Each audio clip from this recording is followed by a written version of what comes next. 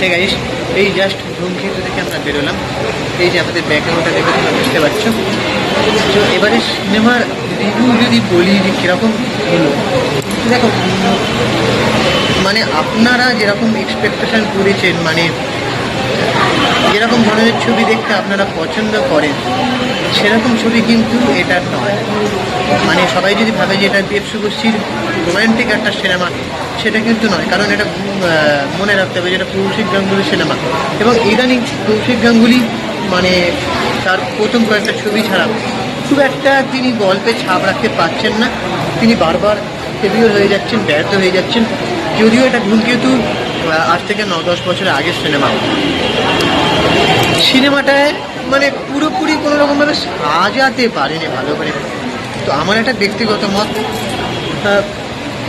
প্লটটা ঠিক ভালোভাবে এবারে এখনকার হলিউডে যেটা চলছে যে একটা যেরকম পাচ্ছে একটা গল্প লিখছে, এবারে যে অভিনেতারা বা হিরোরা অভিনয় করছে তাদেরকে বলা হচ্ছে, প্রেশার দেওয়া হচ্ছে যে খুব ভালো অভিনয় করতে হবে, ভালো অভিনয় দিয়ে ফুটিয়ে তুলতে হবে, তুমি ন্যাশনাল অ্যাওয়ার্ড পাবে, পুরস্কার পাবে।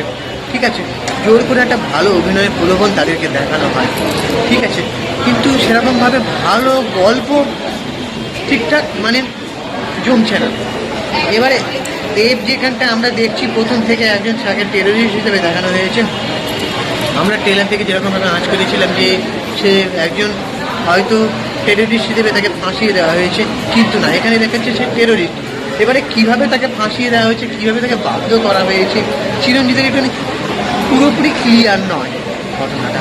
কেনই বা টেররিস্ট হয়েছে, কি কারণে এবারে দেখাচ্ছে যে তার ভাইকে মেরে দেওয়া হয়েছে, তার নাম হচ্ছে রবি সিংহ। তো সে কেনই মেনে দিল সেটাও পুরোপুরি ক্লিয়ার নয়। এবারে দেব যেখানে আসছে মানে দেবের দেখাচ্ছে মানে তার মা মেনে নিয়েছে যে না তার ছেলে মারা গেছে, কিন্তু দেবের আবির্ভাবটা ঠিক তখনই হয় যখন তার বউয়ের অন্য একজনের সাথে বিয়ে ঠিক হয়ে গেছে। সেই সময় দেব কেন মেনে এলো, সেটাও একটা ধোঁয়াশা, পুরোপুরি ক্লিয়ার নয়। তারপরে দেবের লাস্টে দেখাচ্ছে যে সে একটা মিশন নিয়েছে নিজেকে, না আমি সেটাকে স্পয়লার দেবো না।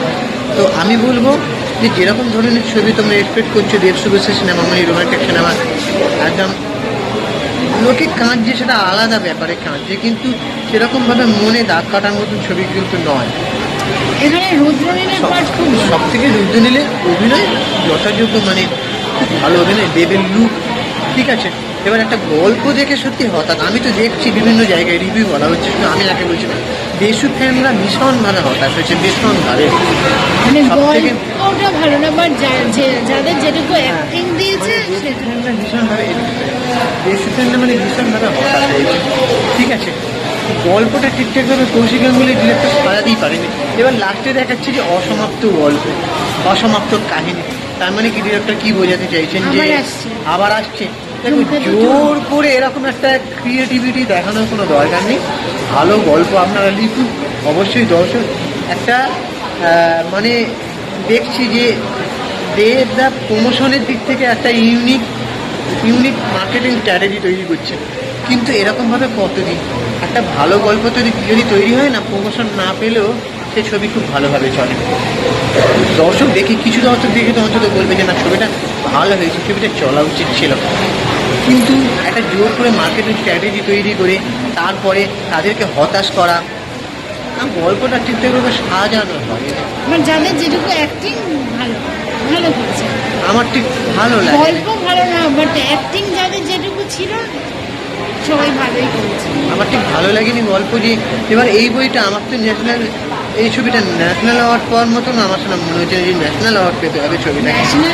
ছবি কলাকুশলীরা ছবিটা গোটা ছবিটা ন্যাশনাল অ্যাওয়ার্ড পাবে, আমার ঠিক ভালো লাগেনি। রুদ্রনীলের অ্যাক্টিং সত্যি খুব ভালো, রুদ্রনীলের অ্যাক্টিংটা সত্যি খুব দারুণ হয়েছে। এই ছবিটা একমাত্র দেব শুভশ্রী নয়, এটা রুদ্রনীলের ছবি, এটা বলা যেতে পারে। কিন্তু এই যে বললাম কোথাও একটা জোর করে অভিনয় করতে হবে, ভালো অভিনয় করতে হবে, দুর্বল চিত্রনাট্য। কৌশিক গাঙ্গুলি এই ছবি ঠিক জমেনি। আমি শুনলাম নাকি কৌশিক গাঙ্গুলি ওনার প্রোফাইলে একটা গল্প নিয়ে করেছে, সেটা দানা রিভিউটা করে নিই, হ্যাঁ। তো এবারে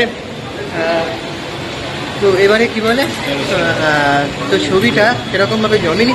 এবার বাকি তোমাদের কি ওপিনিয়ন তোমরা জানাও, আর চ্যানেলটাকে অবশ্যই সাবস্ক্রাইব করে দাও আর বেল আইকনটা প্রেস করে দাও। দেখা হচ্ছে পরের ভিডিওতে। আমি ইনস্টাগ্রামে আছি সিঙ্কি বাবু 2531, তুমি তোমারটা। উশানি ডটবাস 35। আর আমাদের কাপেল ইনস্টাগ্রাম আইডি হচ্ছে